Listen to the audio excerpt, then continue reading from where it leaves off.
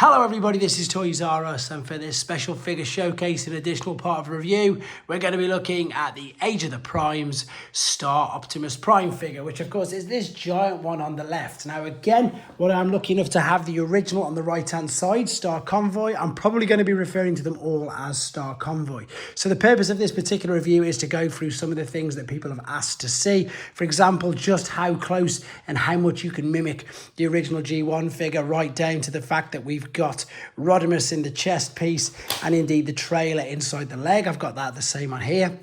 Not Rodimus just yet though. I've got some of the more Age of the Primes figures, which of course I didn't have at the time when we first had a look at this figure. And I've got a few others, including Titan class figures, to give you an idea of just how big or indeed how small this particular figure is. So as I start to maneuver some of these figures out of the way, I'd like to remind anybody who's not subscribed to the channel, if I'd like to hit that subscribe button for me now, please. And again, I suppose quickly to remind people that this is available now on Hasbro Pulse. It seems to be everywhere. It seemed to take its quite a bit of time actually getting around, but it was, in my opinion, it's definitely worth the wait. Now, I know that a few people aren't particularly fond of this figure. I've heard people themselves chatting to me in the Transformers store, etc. So hopefully this video changes your mind, because I just think it's so much fun. It's exactly what a toy should be, and I think that's the key word that we're missing here. The fact that it's a toy, even though it's, yeah, let's be honest, it's aimed at us as adult collectibles, but the figure itself, it's brilliant. I absolutely love it.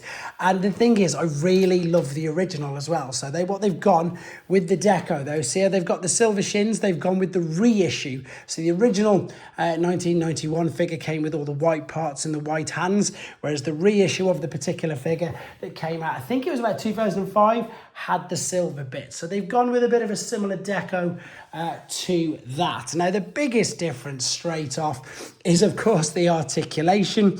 These were, I suppose, let's be honest, they were referred to, and a lot of some of the Transformers towards the tail end of Generation 1 did become pretty much bricks, if I'm being super honest, but I still love the originals. And the reasons why I love the originals is exactly what I'm going to show you with this.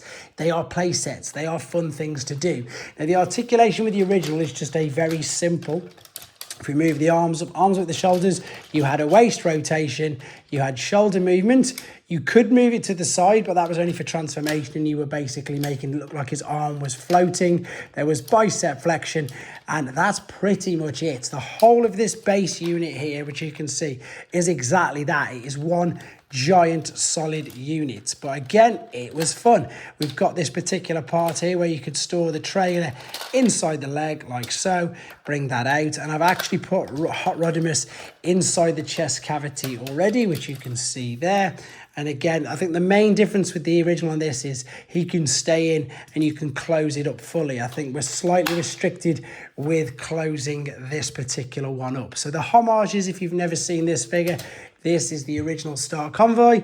And as I say, it's great that I never would have thought, honestly, in all my collecting days, that we'd get an update of this particular figure. I think maybe, I suppose, the Japanese continuity. Obviously, we've got Leo Kaiser coming with regards to the HasLab. So it just seems that the Japanese continuity is getting a bit more popular. Right, let's do some size comparisons first and foremost. So that's the original. Now, what I've done is got, as I say, some figures. I've gone through some of the older comments, what people wanted to see, what people wanted to let me know to see. So here's some Optimus Primes. Obviously, you've got your Earthrise and you've got your Commander class. This is one of my favourite Optimus Prime figures. That is what's known as MP1, or in the UK, it could also be referred to as the Toys R Us, and maybe in the US as well, the Toys R Us exclusive, which isn't nearly as big. This guy's way heavier as well, of course, because of the fact he's pretty much all die-cast. I've got a G1 Optimus Prime here as well, even though I've got to confess it is the missing link, so you can see just how much bigger he is. Now, I did a quick little showcase again the other day with these all together, but these are, at the moment, as we stand in the UK, I know everybody's got different, what's the word I'm after, distribution dates, release dates, etc. But you can clearly see he is going to be towering above any of your other Prime figures that you're going to be having. I've already had fun and had the luck enough to play with the Micronus Prime, which of course was tiny. So he towers completely, as we'd expect, above all of these. Now, what I've got, again, as requested, One of the more smaller Titans, so one of the smaller Titans was, of course, Tidal Wave. And I'll put Tidal Wave there either side. Not even going to fit in. I'm going to have to zoom out in a second. But before I do that, bring in one of the taller Titans. And there she is. She is, of course, Nemesis. So, with regards, excuse the kitchen, I've commandeered the kitchen table because these figures are too big. You can see that he's about chest height of Tidal Wave and even just above waist size on Nemesis. So yes, much smaller Titan, which again, this is going to split people's opinions. It depends, I think, for myself, because it's a smaller figure and of course it costs less, then more people perhaps can afford it. And for that particular reason, it might make it more appealing. Also, again, this is a selfish little opinion from, not opinion, it's selfish because I've run out of space, and I know so many other collectors as well who have indeed run out of space. So if we keep getting these giant Titans, then there's really nowhere to put them, whereas this fits on a shelf quite easily, to be fair, and I'm pretty sure it fits inside my D12 IKEA one as well. But anyway, so that's some of the size comparisons that people wanted to see. I've got the orb already in his chest, which you can see inside there. I think I forgot to put that in the original video. Let me bring this right up. So of course the arms, these will go out to the side without it looking like you're snapping them off. So you can get the full T, no problem. You're gonna have to excuse all of this ratchet clunking noises, probably echoing as well. Arms will go all the way around completely unrestricted, same as the G1, except the big difference with this is you've got wrist articulation, a teeny bit there. I've got a bullet to put in there to show you in a second. I didn't show you in the first time we looked at this. The hip skirts, of course, all do move. And of course, we've got a waist rotation as well. Now you can see at the top of the thighs, these are going to click out, forwards, loads of different ratchets, spinning to the side. But most, I mean, the legs, the fact that you can just split them is a great big upgrade straight away. If we spin it around the back, you can take these parts off. I still think it's pretty streamlined, but you can, of course, remove these. And although I don't think it's official, but with regards to the G1 one, this was pretty much known as roller, even though they never, I suppose, officially said it was. But of course, the main difference between that is this one in here. Let me get rid of this box glare. And it is battery operated. I think, no, for obvious reasons, I've not got the batteries in mine. And these treads, they did move around. And you could have him literally moving backwards and forwards in this particular mode, as well as, of course, in the vehicle mode. So that's a big difference there. And it's, yeah, much, much bigger once again. Right, the other similarity, of course, which we saw well, in fact, let me just open up these for you, the legs, to show you inside here. These are so stiff. So there's so many things that come with this figure as well, which again, make it fun, make it a play set. And I would imagine, and I'm quite surprised that I've not yet seen any, but I think anybody who remembers the original photos of these when these were first on display at whichever exhibition it was, when they had this guy on display with a diorama, with everything going on around it, it just looked incredible in all of the modes. The base mode, again, is very, very basic. That is very well stuck in. You can see that, but it serves its purpose. And again, it's a great homage to the original. So I'm pretty sure I've got, yep, Hot Rodimus inside here. Now, of course, this is as big as a core class figure, easily as big as a core class figure. Let's get him into robot mode. I can show you him going inside the chest, but the problem that you've got is shutting the door on it. If you want him in the robot mode, you have to have this open. He will fit in there with it. But if you want to get him in fact, I shouldn't have transformed him. You can pop him in and just keep him inside in car mode and you can close it. But with this, he does have to be in the robot mode. And of course, I'll show you that in a bit more detail when we get to the base. But this is huge. I mean, this is a Micromaster size figure. That's the original one. This is a definite core class figure. And again, it's different to the original core class release because of where they put the spoiler. The rest of the accessories that he comes with, again, is just crazy. And as I've admitted on loads of videos that I've done, I wasn't ever too fond of blast effects, to be fair. Jetfire, I could be completely honest, when Jetfire came with them abundance of them, I put them in a bag and pretty much just left them there. But now, having seen, I suppose, just how much you can do with them, etc. They do make that extra little bit, of playability. Will this fit in there? I'm pretty sure it will. Here's the blue bullet part, which we can put into the side there. That's a homage. I can't remember which universe or which comic it is, but the fact that you can put that in there is brilliant. These, of course, can then attach. Oh, I've just knocked that off. Can attach to the shoulder cannons. So as I say, this, in honesty, it's a toy photographer's dream because of the amount of stuff that you can do with it and pose, etc. For such a big figure, the range of motion and the articulation on him is huge. You can also, of course, take these off. This is a blast effect as well. This can double up like that. Again, there's loads of things to do. The instructions really don't let you down. The instructions are huge. There's loads of things to go through with regards to that. And as I say, in robot mode, I just think he's so good. That's pretty much all there is to say about robot mode. Let's have a quick look at him in his first alternate mode. So we're back and I've got the first alternate mode, and I'm going to be honest as well, we've got to. It is a pretty weak looking truck. It is, you can't argue with that, but again, I always try and see the positives in everything, and the positives first and foremost is it isn't too dissimilar from the Generation 1 original. But for those of you who know the Japanese continuity, this is, of course, the Battle Stars platform. This particular figure would be towing Grandus with Sky Gary on the back. So that makes it much more interesting, loads more going on. And if you don't know what that is, or if you've not seen it, I've done a video again on this channel with the G1 originals showing exactly how you do that, how you link up all of the figures, which is why I've got such high hopes that we will get a Grandus and that we will get a Sky Gary. And again, it just reverts back to everything I was saying in the first part of the video about the fact that the Japanese just made giant play sets. So you just linked everything together. Again, if you're not too sure, or again, if you want to see, just perhaps look at the big powered videos I've done, or Google the big powered box images where it links all of the MicroMaster PlayStations with all the big figures all together. And indeed, one day I'm going to try to do that myself. But again, here's all your homages.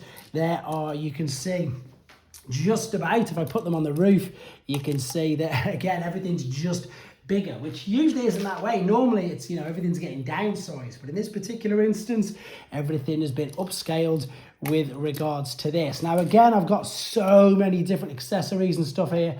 If I go by off what I'm looking at on the packaging, this is a double blaster. It's got much more use in the other modes, but you can attach that there. We can even, if we wanted to, we could start to put, funnily enough, these other little bit of blast effects, which I didn't show you in the first part. There's, again, just an abundance of them. So we can put two little blast effects on there. We can put the bigger blast effects on these. These, of course, rotate, spin around, etc. And you can break these down. There's 3 pieces to each part. And, of course, we've still got, which I've not done anything with yet. Maybe you could put this in the back. I don't think it fit, actually, as soon as I've said that. But you've got this, or you've got your choice of your blast effects to come out of here. So much to do with regards to that. Still not gonna beat around the bush too, which is a bit of a weaker mode. But with regards to, does it suit its purpose? As in, does it go backwards and forwards? Yes, it does. Again, you can stand your figures on it if you wanted to, but that is mainly for the base stage. Compatible with other things with regards, I suppose, to some of the other Prime figures. There's Solus, you can see, huge. Really is a huge figure. This much bigger, I suppose, than most people expected it to be. But again, it is a weak alternate mode. But I'm going to spin it around, show you a few other things. So the front, the details, can we see here? There we go. It's homage to the original. The fists, of course, are the grill, which is there. And everything is all underneath. There's just no, what's the word I'm after? Batteries. And the other thing, which I'll show you in more detail in the next and final part, we haven't really got any launching mechanisms, which I still wish they would bring back some spring operated things with regards to these figures. But there you go. That's a quick look at the first alternate mode. Let's come back and have a look at the base mode. So back for the final time with the other alternate mode. And again, depending on how you're looking at this and depending on what other figures you've got, and I suppose depending on what you want to do with it, could also be known as quite a weak mode. But I want to show you, I suppose, why it's not, and I suppose why it's got so much potential. Now, first and foremost, due to the size of how big everything is, we're used to having bases that are only compatible, you know, with Micromaster scale figures. However, this is the inside of the legs. I can't even show you, it's still so big. So this is the legs folded out, and you can still, rather than put just core class figures in, you can put deluxe class figures in as well. So you can have that as, you know, exactly what its purpose is, a base, and the cars will drive out of here as well, coming through and via these particular ramps. Now, the ramp piece you can see here at the front, there's two there and there's two on this side, and they're all completely compatible with all of your other figures that have been released even beforehand in the War for Cybertron trilogy. So, you know, all the ramps will link up with your Ironworks, with your Skylinks, all that sort of stuff. So the fact that you've got that is brilliant. So it does turn it into, as I say, a giant play set. Now you've got choices with this particular arm. You'll see in the pictures, you'll see in promotional images that it'll either be forward with the fist out, but to be fair, you can, even if you wanted to, you could turn it all the way around. You can not have it visible at all and just have it like that. It's up to you. The things that you can do with the arm, it is up to you. And it is, like, I am laughing when I'm saying it, yeah, it's just Optimus Prime pretty much lying down, and his legs and roll has been turned into the base. Now the big, I say big negative, that's too strong a word. The big difference between this and the G1 original is that this was, as I say, all motorized. But with this, you can still spin it around. You've just got to do it manually.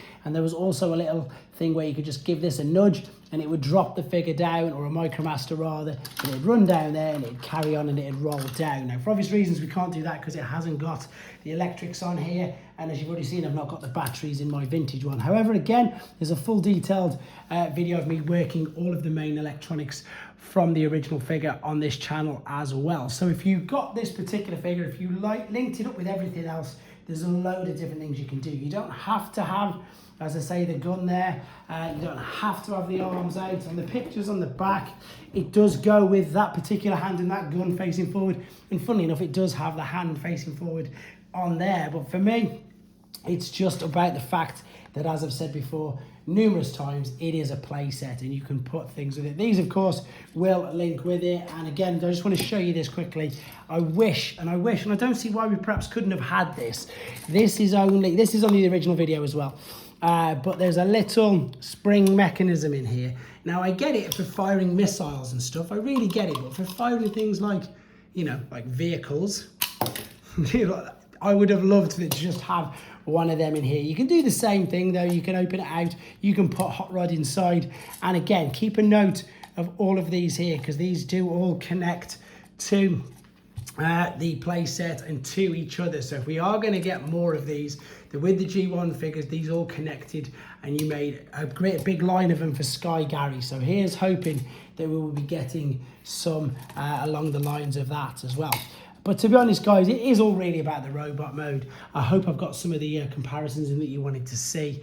And I could perhaps do a few more if you wanted to in the future. I'm just going to wrap the video up now, as I say, with this. Look at it. It is a play set.